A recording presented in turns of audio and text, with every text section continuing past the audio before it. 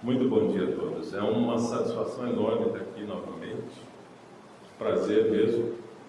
E quando nós temos oportunidade, a gente quer sempre retornar, porque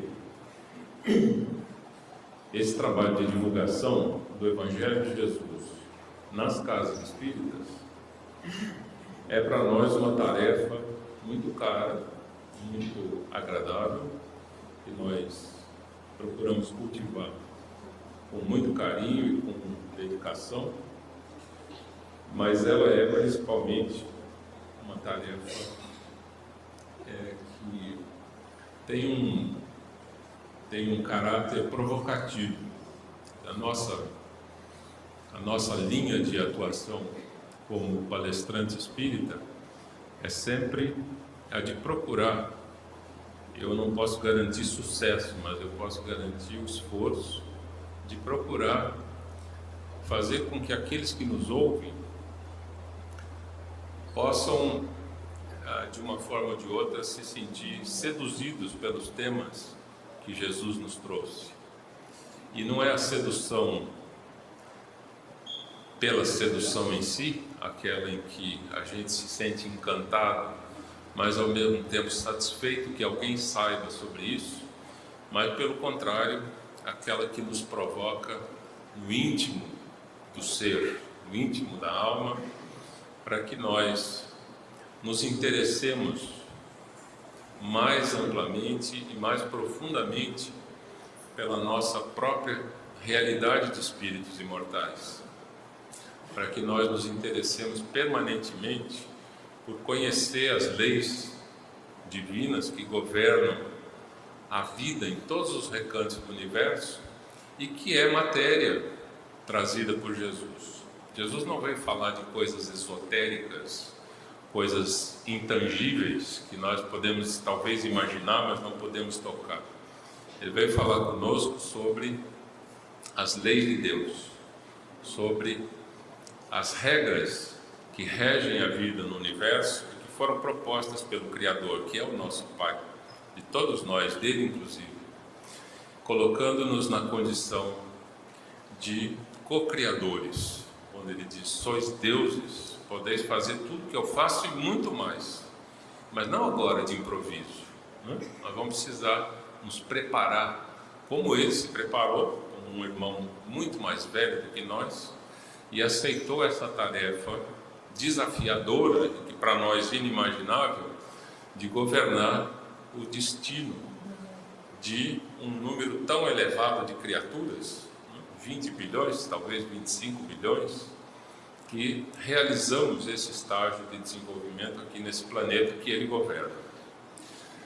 E como a minha tônica sempre é a de desafiar, de provocar, eu quero também explicar que isso tem o sentido mais ameno da palavra. Nós não queremos fazer provocações meras e simplesmente, mas, como eu dizia, aquelas que possam nos ajudar a refletir sobre as coisas que realmente devem nos interessar como espíritos. E uma delas que me parece apropriada, e essa palestra, sempre que eu tenho oportunidade de falar em janeiro, acaba sendo uma das minhas favoritas, ela está colocada aqui na tela. Essa é a minha provocação do dia, ou da manhã. Feliz Ano Novo. E aí alguém olha no calendário, no relógio velho, que tinha calendário, a gente olhava no relógio, né? E diz: como Feliz Ano Novo? Assim, 3 semanas já, o que esse cara está falando? Feliz Ano Novo nós já esquecemos, né? Precisa ser uma pessoa muito querida, com quem a gente cruza 3 semanas depois do dia 1º, e que não tinha visto ainda nesse ano, para a gente poder dizer Feliz Ano Novo. Mas em fevereiro já era, ninguém mais fala Feliz Ano Novo. E tem um ano inteiro pela frente. E a razão para isso parece estar ligada a algumas das nossas características mais enraizadas, que é a de fazer promessas para nós mesmos, para os santos variados que nós nos acostumamos a adorar desde a mais remota antiguidade. Antes a gente adorava de tal maneira os fenômenos incontroláveis que a gente associava a eles sempre um Deus, né? Um trovão, uma chuvarada, as enchentes, fosse o que fosse. Depois que nós nos tornamos monoteístas, aí tem um Deus só, mas está cheio de intermediários. A gente vai criando santos que falam com Deus e a gente fala com eles. E Jesus explica, nós não precisamos falar através dele, nós podemos falar diretamente com o Pai. Vamos tentar aprender a fazer isso, né? Mas é uma tarefa também desafiadora que nós vamos, ao longo das décadas, séculos, existências sucessivas, vamos aprendendo a colocar em prática. Agora, o que a gente costuma fazer, em geral, é uma daquelas listas de final de ano. Chega o final do ano, tem aquele clima que, inclusive, o final do ano sendo precedido pelo Natal. No mundo ocidental, onde se comemora o Natal em 25 de dezembro, nós nos sentimos abraçados por aquela vibração, aquele sentimento reinante de fraternidade, que é real, e que nós sabemos, por fonte segura, nós espíritas que temos tido o interesse de ler a boa literatura espírita, sabemos que os espíritos bondosos, esses que trabalham com Jesus, porque se interessam pela humanidade, querem nos auxiliar, nos inspirar, nos fortalecer o sentimento e também a determinação, eles nos inspiram de fato nesse período. E há uma tendência maior à concórdia. E a concórdia entre as criaturas é muito bem-vinda, mas a concórdia consigo mesmo também é muito importante. E a gente olha para dentro e percebe que tem cometido um monte de falhas. Originalmente nessa palestra, eu mostrei, em algumas vezes em que eu apresentei esse PowerPoint, uma propaganda que circulou aqui por razões, como nós estamos transmitindo ao vivo, eu vou omitir o som e a imagem, mas vocês vão se lembrar dessa propaganda. Ela passou na televisão na época do Natal de 2015 e ela foi criada por um desses grandes magos do marketing no Brasil, chamado Nizam Anais. Ele escreveu o texto e transferiu para Fernanda Montenegro a tarefa de ler o texto dele enquanto imagens iam passando. E esse texto é muito sugestivo, eu vou ler aqui. Talvez vocês consigam seguir também aí na tela o que está lá. Ela diz assim: é lindo ver o mundo se tornar digital. Tem imagens sugestivas que vão passando, mas nós não precisamos dela. Nós vamos seguindo o texto e refletindo sobre ele. Mas todos nós precisamos vigiar para que ele nunca deixe de ser humano e pessoal. E uma menção clara à crescente digitalização do mundo, o que significa dizer uma dependência crescente, quase irrefreável da humanidade de depender de equipamentozinhos, seja esse aqui, aquele que está projetando, esse aqui que nós estamos usando para amplificar minha voz, esse que a gente usa para mandar caretinhas, não é isso? E isso tudo faz parte do momento, a gente não vai negar que isso seja importante, até desejável. Mas o texto chama atenção para essa necessidade. Vou voltar um slide para a gente reler, né? Todos nós precisamos vigiar para que ele nunca deixe de ser humano e pessoal. Afinal, fomos nós que criamos a tecnologia para servir a raça humana, e não o contrário. Então não podemos nos tornar ou nos deixar escravizar por esses recursos. A internet que nós criamos veio para melhorar e mudar muitas coisas, dentre outras tantas, uma transmissão ao vivo para as casas de quem quiser, nesse momento, estar seguindo essa atividade via internet, né? Eu me lembro que na década de 80, por uma questão ligada à minha profissão, eu fui fazer um estágio nos Estados Unidos. Não existia internet comercial. E como eu sou físico, posso dizer, sem medo de errar, que nós físicos inventamos a internet. Mas não era para isso que a gente faz hoje, era para transferir dados entre nós.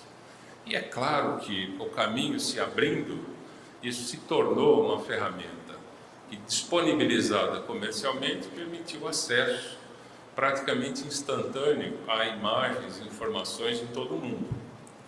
A internet que nós criamos veio para melhorar e mudar muitas coisas, mas tem coisas que ela não pode e não deve mudar. Amigos não podem ser feitos só pela internet. Quantos amigos você tem no Facebook? Aqueles amigos lá do Facebook são mesmo seus amigos? Porque como eu tenho quase 65 anos, a gente fala quase porque você não quer chegar nos 65. Né? Isso é uma bobagem, brincadeira mesmo. Nós somos muito mais velhos do que isso, nós sabemos. Né? O espírito que habita esse corpo tem uma idade incontável. Então é melhor a gente nem se ater muito a esses aspectos minúsculos de números tão pequenos. Mas eu dizia que quando a gente era pequeno, amigo era outra coisa. A gente foi crescendo, amigo era outra coisa. Não é o que a gente chama de amigo hoje. Porque a palavra se banalizou. E não é a única palavra que se banalizou. Lá na década de 80 do século passado, a palavra amor também se banalizou e passou a significar relação sexual. Fazer amor e relação sexual viraram sinônimos. Então nós temos muitas dessas corrupções de linguagem que a gente aceita irrefletidamente e de vez em quando para pensar e verifica que está se expressando de forma equivocada ou aceitando, muitas vezes como manada que segue o líder, falas e atitudes, né, que antes eram rechaçadas, talvez por excesso de pudor, e hoje são aceitas, mas denominadas de forma equivocada, né, com a apropriação indevida de uma palavra cujo significado foi atrofiado, modificado. Então, daqueles amigos que a gente tem no Facebook, para quantos a gente falaria olho no olho aquelas verdades íntimas que a gente só fala para os verdadeiros amigos? Então a gente diz, mas tem os amigos e os verdadeiros amigos. Quer dizer, precisou qualificar agora os amigos de verdade como amigos de verdade, amigos verdadeiros, porque a palavra amigo se banalizou. Amigos não podem ser feitos só pela internet. Nem amizades, nem laços de família mantidos por e-mail e mensagens curtas. Quando a gente quer se entender mesmo com alguém que é nosso amigo, nosso familiar, alguém querido, ou alguém de quem a gente nem gosta muito, mas precisa se dirigir a essa pessoa de forma séria, de forma consequente e consciente, a gente não vai, de um modo geral, se limitar a mandar um e-mail curto ou uma daquelas caretinhas, né? A gente chama de emojis. Tem essas carinhas que sorriem, tem palmas que batem, tem mãos que fazem assim para dizer que você está agradecido. Tudo isso tem um significado imediato e aceitável, mas que não substitui o sentimento. E a presença física, muitas vezes indispensável, né? Aquele olho no olho para você. Porque as palavras escritas, elas não carregam a emoção das palavras ditas e ouvidas. É mais ou menos como a gente verifica na literatura, né? O que será da literatura se ninguém mais ler? Nós vamos perder essa maravilhosa arte em que pessoas se dedicavam a descrever situações, cenários, paisagens para outros que se encantariam lendo, se transportariam para aquele ambiente que muitas vezes nem existia, era a imaginação do autor. E por que isso? Porque não tinha o impacto visual da televisão. Não é? Quando você passa a ter o impacto visual das imagens, parece que as palavras perdem força. Mas a gente não pode deixar isso acontecer a tal extremo que a gente não precise mais falar com as pessoas, basta escrever ou mandar uma canetinha. Isso é insubstituível, né? A emoção transferida pela fala, porque você pode falar, tudo isso que eu estou falando, um computador podia sintetizar a voz e falar a mesma coisa. A entonação, talvez ele possa copiar, mas o meu sentimento nunca. É impossível. Ele não tem alma e não terá alma. E quem fala é o espírito, a alma encarnada.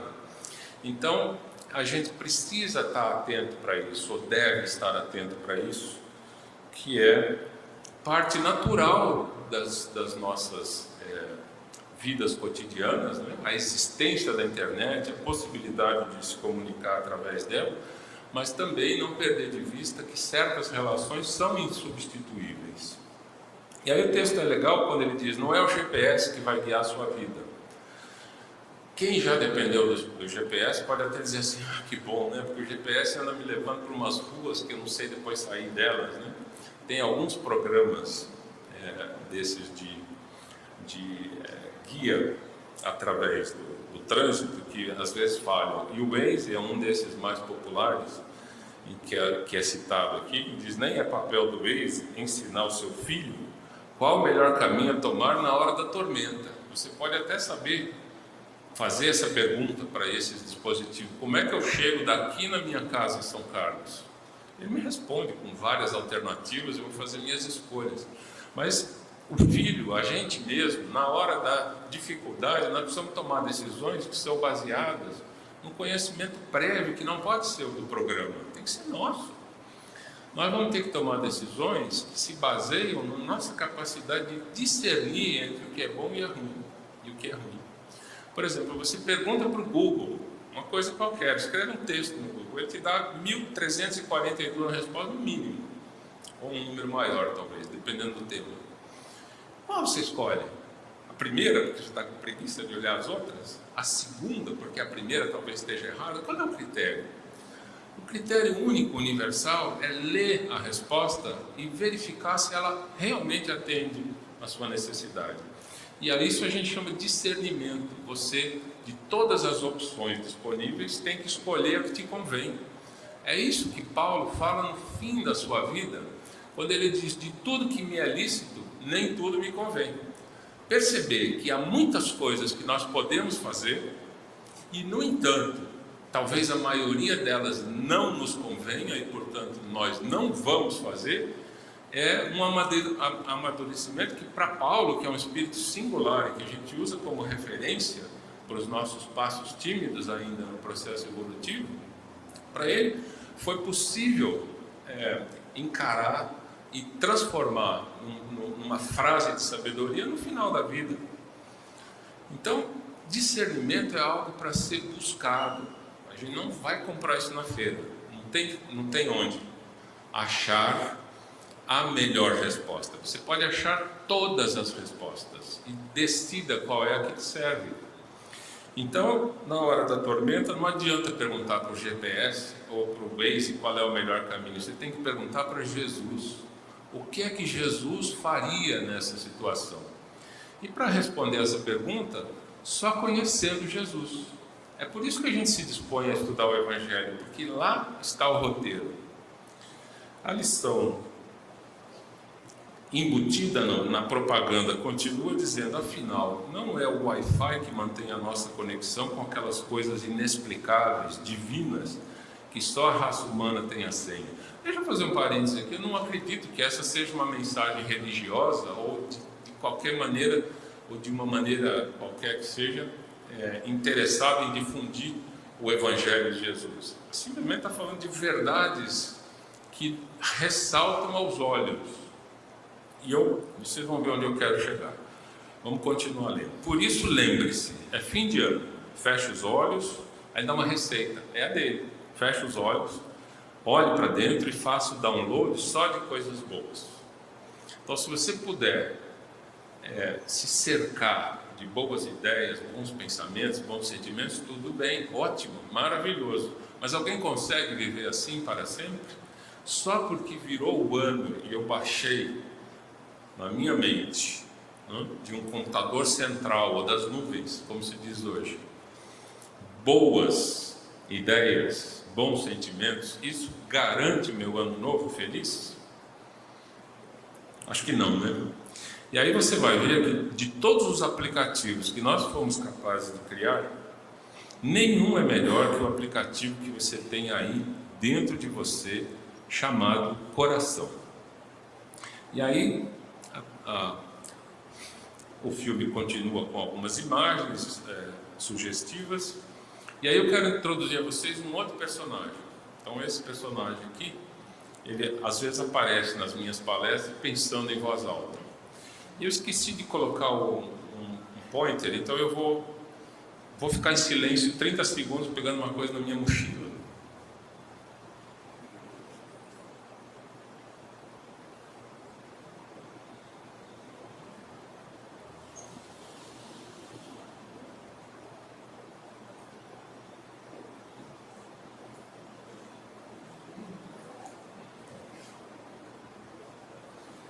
Vinte e 27, 28, 29, 30 segundos. Vocês estavam contando comigo, né?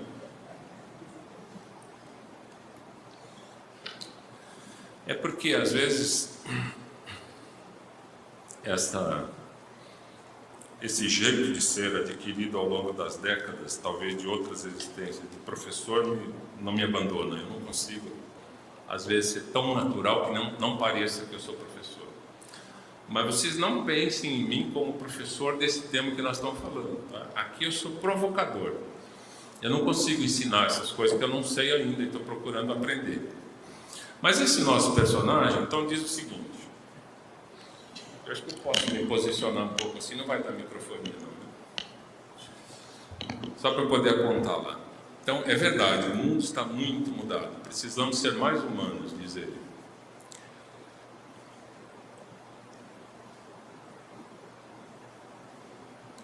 Inclusive esses aparelhinhos que estavam ser mais humanos, eles tinham que funcionar quando a gente precisa deles, né? Mas talvez seja uma bateria. Ele não é indispensável. Nós vamos fazer mais uma tentativa e pronto. Ele está lá pensativo, olha lá o nosso personagem. Isso, assim que virar o ano, vou mudar um montão de coisas. Vocês já se sentiram assim alguma vez? Não precisa levantar a mão e dizer todo o seu caso e tal. Essas coisas devem ser guardadas porque tem um caráter pessoal mesmo, né? Eu fui para o lado errado. Então ele continua lá nas suas reflexões. Veja só, lá numa biblioteca maravilhosa, para vocês quiserem saber onde é isso, eu conheço o personagem, posso contar onde foi que ele vou fazer um regime, diz ele. Esconder aqui para vocês não perceberem que ele tem algo a ver comigo. Parar de fumar. Bom, isso já faz muito tempo que eu parei de fumar. Muito tempo. Não vou falar palavrões, nem fazer fofocas. Esse negócio de fofoca me chama atenção, porque às vezes a gente era só colocar as pilhas no lugar certo, elas funcionam. Imagina o seguinte, você tem gente que talvez não tenha nenhuma conta no Facebook ou no WhatsApp. Pode ser que tenha, gente, mas são raras as pessoas, principalmente, sabe, nós mais velhinhos a gente sofre um pouco para aderir a essas novidades, mas o pessoal jovem já nasce teclando, né, passando o dedo nas telas e tal. E imagina que você recebeu uma mensagem do tipo assim, blá blá blá blá blá blá blá blá blá, e vai estourar não sei o que, e daqui a pouquinho você precisa correr, porque senão não vai dar certo. Passe adiante. Aí você vê aquilo, passa adiante. Passa adiante, fez fofoca. Isso chamava-se fofoca e continua chamando fofoca. O que é fofoca? É você passar adiante um caos que você não verificou se é verdadeiro. E multiplicar isso, você acha que está fazendo bem, mas está fazendo dois males. Um, para aqueles coitados que estão recebendo essa coisa, que em geral é um boato.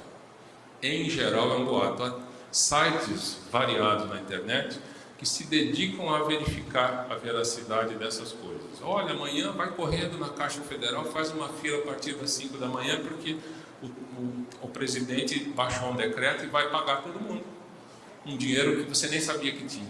A pessoa fica animada, né? Passa adiante, nem vai fazer fila. Se tiver mesmo, alguém vai me contar depois, mas passa adiante. Isso é fofoca. Então nós vamos parar de fazer fofoca. É a lista que ele está fazendo aqui, ó. Ele assistiu aquela propaganda e disse, puxa, é verdade, fim do ano, a humanidade está precisando de reflexão, mas eu intimamente estou precisando também. Eu tenho que fazer aquela minha listinha com propriedade, eu preciso usar o meu discernimento. Então, vou fazer regime, parar de fumar, não vou falar palavrões, nem fazer fofocas. E, inclusive, eu vou ser muito mais gentil em casa. Eu vou ser gentil no trabalho, na rua, na vida, com as pessoas, com os animais, gentes e bichos com os quais a gente vai cruzando. Não vou mais fazer o que eu andei fazendo ultimamente, quando eu me encontro com pessoas que não gostam muito mais de mim, ou até que não gostam muito de mim, ou de quem eu não gosto muito. Ele segue refletindo lá: vou ser mais tolerante com a esposa. Se ele fosse, ele podia ter um esposo também, né? Então, com o cônjuge, com os filhos, com os companheiros de trabalho, até com quem não gosta muito de mim. E a gente se pergunta, depois de fazer essa breve listinha de considerações para o próximo ano, a gente se pergunta isso. Passadas 3 semanas, eu sei que vocês não fizeram essa lista, porque já faz tempo que vocês pararam de fazer essa lista. Agora estão fazendo uma lista mais enxuta, que é aquela das que nós vamos cumprir mesmo, né? Nós vamos chegar lá também, um a um, pouco a pouco, nós vamos chegar lá também. Mas para quem ainda fez uma lista extensa, após uns poucos dias, algumas semanas, o que restou dessas promessas de ano novo? O que restou? É mais ou menos, eu podia talvez evitar essa comparação, mas eu não quero evitar essa comparação. É mais ou menos como perguntar para si mesmo, depois da eleição: em quem você votou? Quem mesmo que eu votei? Por que foi mesmo que eu votei? Essas coisas brotam naturalmente, ou por força do sentimento, e a gente é levado a refletir como nosso personagem: nossa, o mundo está mudado mesmo, está tão desumano, né? As pessoas que chamam de amigo, gente que não é amigo, as pessoas ficam de tal forma dependentes de uma resposta do nosso Google, que não tem mais necessidade de ter discernimento. Ninguém precisa nem estudar mais, né? Porque você vai lá, pergunta, ele sabe tudo.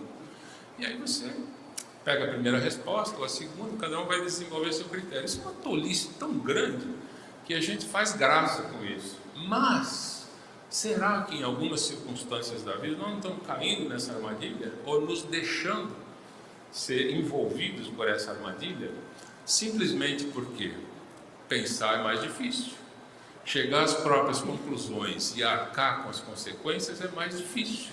Seria tão melhor se a gente pudesse aqui na Casa Espírita descobrir uma hierarquia eclesiástica e dizer: olha, a culpa foi daquele maioral lá que me falou para fazer assim. Não tem mais isso na nossa religião, que é o resgate da religião cristã. Não tem essa hierarquia. Então não tem ninguém que possa dizer isto é certo e isto é errado.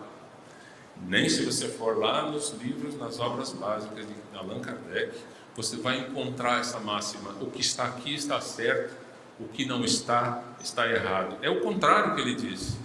Ele diz no frontispício do livro, da obra básica fundamental, que a verdadeira fé é aquela que pode encarar a razão em todas as épocas da humanidade. Então, ter fé cega está superado, não vale mais. Esta doutrina que traz de volta tudo que Jesus nos ensinou, nos reafirma isso, a responsabilidade individual. A cada um será dado segundo as suas obras, e as obras é o que a gente faz e o que a gente não faz também. Já podia fazer e deixa de fazer. Ações e omissões. Então não tem nada a ver com o nosso ciclo de amizades, seja no Facebook ou de amizades carnais e carnudas, né? Palpáveis. Não tem a ver com a nossa conta bancária, com a cor dos olhos, se a gente pinta ou não pinta o cabelo, se a gente ficou careca precocemente. Não tem nada a ver com isso, nada. Tem a ver com o que a gente faz e deixa de fazer. Principalmente com no caso do deixa de fazer, aquelas coisas que a gente já podia estar fazendo para melhorar a nossa relação com os nossos semelhantes e melhorar a vida deles e, por extensão, melhorar a nossa, pela satisfação que a gente vai sentir de contribuir para o crescimento da humanidade. Então, essas coisas todas desaparecem rapidamente, porque via de regra, essas listas, porque via de regra elas são feitas com base na emoção, sem razão, de fato, liderando essa preparação da lista. Elas são de fato propósitos? Pergunta aqui o nosso personagem, ou reações envergonhadas da nossa parte. A gente vai vendo aquelas, seja essa propaganda a que eu me refiro, ou podia ser perfeitamente a palestra de alguém inspirado que toca o nosso coração, e a gente então, se deixando tocar, diz: de fato, eu vou mudar isso porque isso precisa ser mudado. Agora, como é que faz para mudar? Como é que faz para mudar? Essa talvez seja, quem souber essa resposta, né, seja a grande chave para a gente começar a caminhar no sentido da verdadeira mudança. Então volta aqui o nosso personagem, considerando que, como diz aqui no canto, para o cristão o convite ressoa na alma. Nós ouvimos falar sempre em reforma íntima. Aliás, há quem diga, e não são poucos, que é muito difícil ser espírita, porque você vai descobrindo essas coisas todas. Não tem mais ninguém para te dizer: faça isso, não faça aquilo. Você tem que descobrir sozinho o que te convém, né? Como ensina Paulo. E mais do que isso, com essa frase singela e ao mesmo tempo tão profunda de Jesus, de que a cada um será dado segundo suas obras. Então eu tenho que assumir as rédeas, eu tenho que assumir o barco. A diretriz está dada, mas se eu vou ser capaz de segui-la a risco, é um problema meu. Eu preciso estar atento para isso. Eu tenho tantos outros problemas, mas talvez esse devesse ser, e para muitos de nós passou a ser, o mais importante, aquele que a gente quer de fato manter no topo da lista. Fazer uma reforma que aponte, antes de mais nada, quais são os nossos desvios, os nossos que levam aos erros e aos enganos, como identificá-los, e uma vez identificados, como modificar o nosso comportamento, que foi sedimentado ao longo de tantos milênios, vivendo repetidas encarnações, cometendo equívocos similares. Em outras encarnações, muitos dos equívocos de hoje talvez fossem mais do que toleráveis, fossem até desejáveis. A gente precisava se proteger das intempéries, a gente precisava formar um guetozinho, uma pequena máfia familiar para se defender dos outros que eram ameaças. Hoje nosso desafio é viver fraternalmente como o restante da humanidade, né? O que é que Jesus ensina? Que há 2 mandamentos. Todos os outros são acessórios. Você pode ler, achar bonito, mas basta 2. E é tão fácil entendê-los. Primeiro, existe um Criador e as criaturas. É por isso que ele diz que a gente deve amar a Deus sobre todas as coisas. E o segundo, ao próximo como a si mesmo. Acabou. Essa é a lei. Segundo Jesus, essa é a lei. É claro que nós temos que sentar e pensar, né? O que isso significa. Dentre outras coisas, que todos os outros deverão ser amados da mesma forma por mim, da mesma forma que eu me considero, tenho em alta conta, amo a mim mesmo. Isso não é fácil, porque a gente conhece um monte de gente que é inamável, né? No nosso estágio atual. Quantas pessoas você conhece? Às vezes muito próximas, seja no trabalho, na família, na sua relação cotidiana, que você diz: é impossível amar essa pessoa. Quando eu vou conseguir? Calma, temos encarnações a fio pela frente. A providência divina, que é justa e ao mesmo tempo inteligência suprema, nos oferece as oportunidades de que nós vamos precisar inequivocamente, inexoravelmente, para ir resolvendo as nossas pendências, uma a uma. Mas a questão que é de como fazer essa reforma íntima, ou seja, como identificar os desvios de comportamento, aqueles que a gente já é capaz de identificar, e como substituir esses comportamentos inadequados por outros, é um desafio. E aí a gente vai buscar no Livro dos Espíritos, questão 919, sob esse subtítulo, Conhecimento de Si Mesmo, essa pergunta que Kardec faz a um espírito, que nós já vamos ver quem é, quem conhece, ou tem lido recentemente esse trecho do Livro dos Espíritos vai se lembrar. Ele pergunta então, qual o meio prático mais eficaz que tem o homem de se melhorar nesta vida e de resistir à atração do mal? Qual o meio mais prático, ou prático mais eficaz que tem o homem de se melhorar nesta vida e de resistir à atração do mal? E a resposta do Espírito é: um sábio da antiguidade falou disse, conhece-te a ti mesmo. Muita gente acha que essa frase é de Jesus. Podia ser, mas ela já tinha sido dita 5 séculos antes por Sócrates, na verdade, que se encantou com essa frase no oráculo de Delfos. Ele ficava intrigado com essa necessidade de conhecer-se a si mesmo, e como é que o oráculo, que era uma espécie de um templo religioso de então, né, podia ter de tal forma sintetizado o grande problema filosófico da natureza humana, né? Você precisa se conhecer. A partir daí, você pode dosar as suas ações. Isso que está escrito aí era só por causa de eu não me lembrar de dizer. Como eu já disse, a gente pula. Essa resposta foi dada por Santo Agostinho na produção do Livro dos Espíritos. E Kardec não ficou satisfeito com ela, então ele faz uma segunda pergunta, uma pergunta 919A. Conhecemos toda a sabedoria desta máxima, porém a dificuldade está precisamente em cada um conhecer-se a si mesmo. Qual o meio de consegui-lo?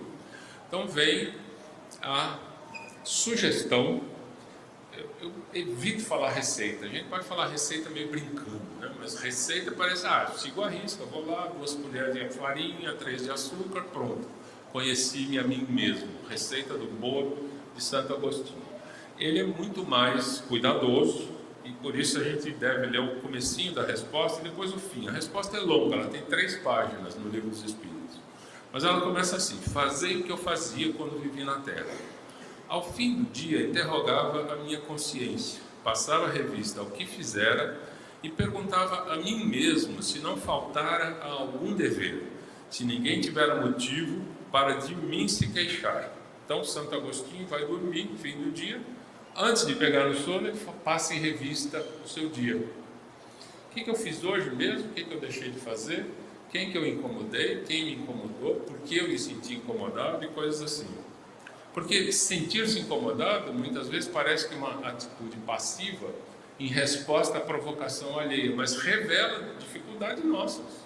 Nós precisamos levá-las em consideração também, né? Os nossos melindres muitas vezes são mais importantes do que a nossa proatividade. O que eu sou capaz de fazer do bem, você não está vendo? E alguém põe um reparo qualquer, você fica melindrado e diz: eu não consigo trabalhar com esse grupo. Eles gostam só de criticar, né? A gente é assim ou não é? Se vocês não tiver mais ninguém aqui, eu estou sozinho, porque eu sou assim, né? E aí Santo Agostinho segue dizendo, eu vou ler só mais um trecho, que foi assim que cheguei a me conhecer e a ver o que em mim precisava de reforma. Aquele que todas as noites evocasse todas as ações que praticara durante o dia e inquirisse de si mesmo o bem ou o mal que houvera feito, rogando a Deus e ao seu anjo da guarda que o esclarecessem, grande força adquiriria para se aperfeiçoar, porque, crede-me, Deus o assistiria. E aí ele sugere que a gente faça isso. A resposta segue, como eu disse, por ler uma página inteira, e já mais para o finzinho, ele diz assim: por isso foi que primeiro chamamos a vossa atenção por meio de fenômenos capazes de ferir-vos os sentidos, e que agora vos damos instruções, que cada um de vós se acha encarregado de espalhar. Ele está falando da situação de momento, né, da construção da doutrina espírita, do transplante da doutrina espírita do plano espiritual para o plano material, para que nós pudéssemos hoje dispor dessa informação valiosíssima que está nas obras básicas, obras de continuação, que são em grande número, né? Nós temos uma obra espírita, muito especialmente em português, que é generosa demais, e a gente tem lá literatura e informação para todos os gostos. Mas Santo Agostinho está informando que os fenômenos, inicialmente as mesas girantes, fenômenos físicos que se produziam, tinham a finalidade de nos chamar a atenção para a existência da realidade espiritual. Mas que agora, né, nós precisamos colocar a razão para funcionar, não simplesmente as televisões coloridas. Não tinha televisão nessa época, né?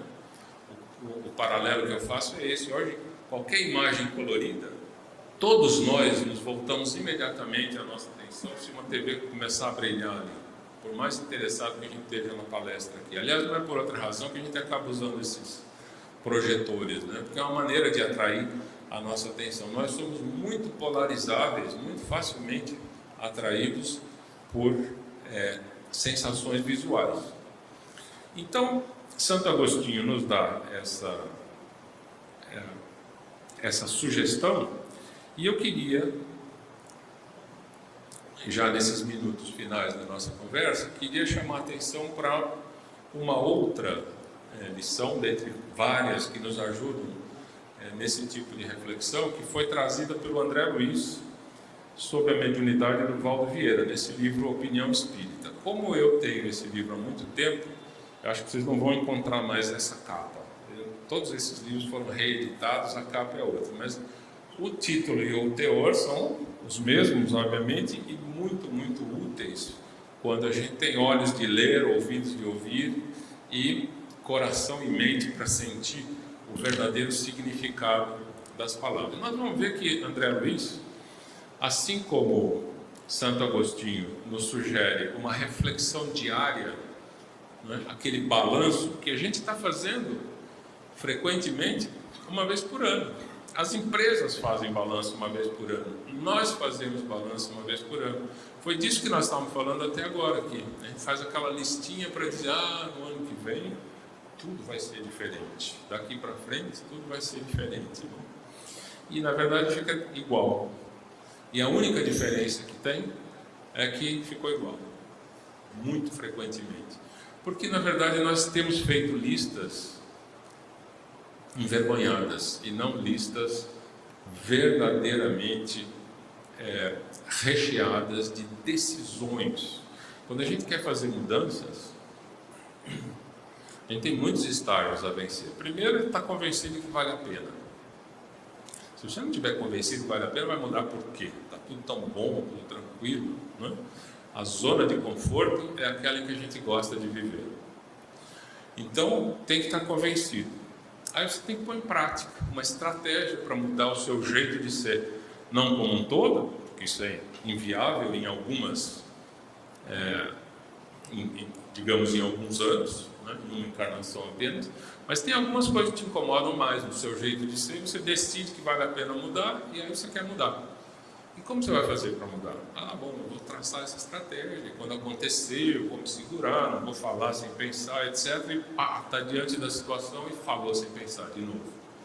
Então você, além da estratégia de como é que você vai se comportar diante das provocações, que você ainda rotula como provocações, que te fazem brotar de dentro de si mesmo esse mau comportamento, você precisa incluir na estratégia a perseverança.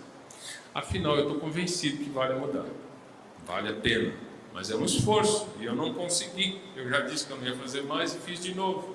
Então, o que eu digo? Não está em mim, não vou querer. Então você não está convencido que vale a pena mudar. Se você está, de fato, você tem que ser perseverante, ser tolerante consigo mesmo, mas com uma tolerância moderada. Não pode ser assim, na próxima encarnação eu mudo. Isso aí não é uma coisa que nada, certo? Porque não é, de fato, uma decisão de mudar.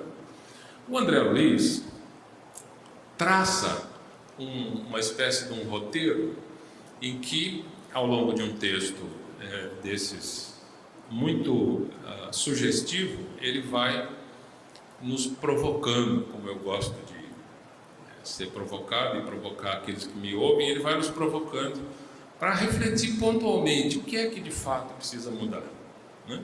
A sugestão de Santo Agostinho é valiosa, mas a de André Luiz não é menos valiosa, vocês acho que vão concordar comigo. Então, esse livro Opinião Espírita é uma coleção de mensagens que chegaram através da mediunidade do Chico Xavier e do Valdo Vieira pelos espíritos Emmanuel e André Luiz. Então essa é uma mensagem do André Luiz, depois deles terem estudado exatamente essa questão 919, que nós acabamos de repassar aqui de forma resumida. E André Luiz diz então nessa lição, que é a de número 1 do livro, examinemos a nós mesmos. Ele afirma: o dever do espírita cristão é tornar-se progressivamente melhor. Se não for para isso, a gente está vindo no centro para tomar paz e tomar aguinha fluidificada. Nós precisamos de motivação, ajuda, amparo, ombro amigo, conselhos e gente que nos faça pensar, e muitas vezes que a gente também faça pensar nessas conversas que se estabelecem. A gente vem à casa espírita em busca de mudança, e o dever do espírita cristão é tornar-se progressivamente melhor. Útil assim verificar de quando em quando, com rigoroso exame pessoal, a nossa verdadeira situação íntima. Aquele microfone está funcionando igualmente?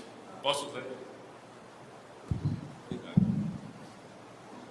É como eu quero apontar ali, fica mais fácil. Eu estou na frente de vocês. Vocês se desviam. Útil assim verificar de quando em quando, com rigoroso exame pessoal, a nossa verdadeira situação íntima. De quando em quando, para Santo Agostinho, é toda noite, né? André Luiz é mais generoso.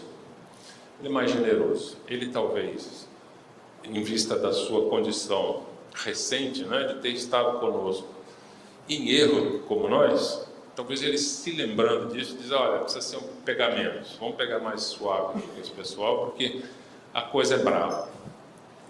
Vocês já vão ver por quê. Espírita que não progride durante 3 anos sucessivos permanece estacionária. Por isso que eu chamo essa lição o teste dos 3 anos. 3 anos é um tempo imenso, hein? É mais do que o tempo que leva para repetir o ano novo. 3 tempos desses. Então, a gente, podendo seguir essa sugestão do André Luiz, a gente vai depois dizer se a gente está mais envergonhado ou menos envergonhado, porque de ano em ano a gente ficava envergonhado com a lista, agora de 3 em 3. Testa a paciência própria. Estás mais calmo, afável e compreensivo? Ah, mas não foi isso que você estava procurando? Não era isso? Você queria que os outros ficassem mais calmos, mais afáveis e mais compreensivos. Nós precisamos mudar ou é a reforma íntima dos outros? Nós estamos falando de qual? Inquire as tuas relações de experiência doméstica. Em casa como é? Conquistaste mais alto clima de paz dentro de casa? Puxa, não estava nem tentando. Ah, precisa em casa também. Esse cara só no trabalho. Ou quando o cara passa com aquele carro correndo, joga água suja da chuva em mim, eu fiquei testando a minha paciência, mas em casa também. Investiga as atividades que te competem no tempo doutrinário. Colaboras com mais euforia na seara do Senhor? Mas como assim? Na casa espírita? Não é só para vir tomar passe e uma aguinha e ir embora? Ah não, tem que ouvir a palestra também. Essa parece ser a penitência, né? Tá certo? Você vem, toma passe, né? Se renova em energias, em fluidos, os mais variados. Como preço, você assiste 1 hora, um sujeito falando sobre um tema que supostamente te interessa, e daí vai embora tranquilo, esquece, volta domingo que vem. Qual que é a nossa tarefa no centro espírita? É só de passageiros que estamos vindo aqui? Eu tenho certeza que nessa casa, como em todas as casas espíritas, tem muito o que fazer. Tem vaga para todo mundo que quiser trabalhar. Então, com o André Luiz, nós nos perguntamos: colaboras com mais euforia na seara do Senhor, lá no templo doutrinário, que é este aqui para nós espíritas? Observa-te nas manifestações perante os amigos. Trazes o Evangelho mais vivo nas atitudes? Ou a gente é espírita dentro da casa espírita, é espírita na hora do Evangelho no lar, mas depois não fala para ninguém? Não deixa ninguém nem perceber, porque senão o cara vai dizer, virou padre agora. É assim, quando a gente se toma a decisão, né? Se toca, que está na hora de mudar, encontra um rumo que a doutrina espírita facilmente oferece para quem está procurando. É muito comum que a gente veja companheiros de jornada, né, que frequentam a nossa casa, mas na rua não nos cumprimentam, para que ninguém saiba que ele nos conhece. Depois, então, eu estou presidente da Casa Espírita, faz já quase 2 anos. Fui vice-presidente antes, por 4 anos. Depois você entra na diretoria, então aí as pessoas não querem falar com você. Não, desculpa, tem uns que querem, eles vêm trazer todos os problemas e tal, mas tem outros que te cruzam com você na rua e fingem que não te conhecem. Porque pode ser perigoso você conhecer o presidente da Casa Espírita. Ainda é assim, era muito pior, porque sabe como é que é? Espírita fala com morto, e aí esse é um negócio estranho, né? É claro que em regiões como Campinas, mesmo como São Carlos, no estado de São Paulo, essas coisas estão virtualmente desaparecendo ou totalmente desaparecidas, mas ainda existe essa preocupação por conta da ignorância popular sobre o que é a doutrina espírita. A doutrina espírita tem identidade própria e ela está longe de ser apenas mediunismo. A mediunidade é uma característica, é uma ferramenta muito importante da doutrina espírita, mas ela não é a única e nem é a mais importante, né? Porque a doutrina espírita se presta e se propõe a nos oferecer ferramental, instrumentos de crescimento próprio para fazermos a reforma íntima. Com uma nova doutrina? Não, com Jesus, aprendendo o Evangelho. Então, trazes o Evangelho mais vivo nas atitudes? Reflete em tua capacidade de sacrifício. Notas em ti mesmo mais ampla disposição de servir voluntariamente? Não precisa responder, vamos para a próxima página. Tens orado realmente? Tuas ideias evoluíram? Tua fé raciocinada consolidou-se com mais segurança? Nós já citamos aqui essa frase de que Kardec se vale para nos chamar a atenção para uma espécie de decreto do fim da fé cega. A verdadeira fé é aquela que pode enfrentar a razão em todos os tempos da humanidade. Então, o que é ter fé? Nós precisamos pensar sobre isso. Ter fé é dizer assim, eu creio cegamente que Deus vai resolver os meus problemas. Ou então, não vai resolver, eu sou mais realista. Eu creio cegamente que Deus sabe o que é melhor para mim. Verdade, não tem nenhuma dúvida de que Deus sabe o que é melhor para você. Agora, imaginar que a situação, o status quo, a situação em que você se encontra, vai se modificar só porque Deus está atento, é perder a essência da atenção de Deus, porque Ele está atento, enviando permanentemente irmãos mais velhos nossos para nos induzir ao acerto, para nos convencer intimamente, emocionalmente, de que nós podemos fazer melhor. E não estamos fazendo ainda porque estamos desatentos. Tens o verbo mais indulgente, os braços mais ativos e as mãos mais abençoadas? Evangelho é alegria no coração. Olha que desafio. Porque a gente pensa assim, Evangelho, entendi, vou ler o Evangelho, posso ler até o Novo Testamento, leio a parte final da Bíblia, entendo tudo aquilo lá e pronto, aprendi Jesus. Essa definição de Evangelho é muito boa. Evangelho é alegria no coração. Estás de fato mais alegre e feliz intimamente nesses 3 últimos anos? Ou você está aprendendo o Evangelho por obrigação? Vou decorar todos os versículos, vou saber quais partes estão de fato presentes em evangelhos diferentes, assim eu posso confirmar que aquilo de fato aconteceu. Nós estamos estudando o Evangelho como quem quer assimilá-lo, né, sua essência, ou como quem simplesmente está decorando versículos. Alegria no coração. Tudo caminha, tudo evolui. Confiramos o nosso rendimento individual com Cristo. Sopesar é uma dessas palavras que está em desuso, é você pesar com parcimônia e com atenção, né? Olha com bastante atenção a existência hoje, espontaneamente, em regime de paz, para que te não vejas na obrigação de sopesá-la amanhã sob o impacto da dor. Nós sabemos, por experiência própria, todos nós, mas Emmanuel coloca isso de forma muito clara em uma das suas lições, em mais de uma, mas uma delas, inclusive, dedicada a esse tema, que nós vivemos num regime ainda sobre a Terra habitada por nós, espíritos, no estágio em que nos encontramos, sob um regime em que a mestra de todas as nossas lições é a dor. Nós ainda esperamos pela dor antes de fazer mudanças. É a dor que tem, a dor íntima, né? A dor espiritual, aquela dor que não é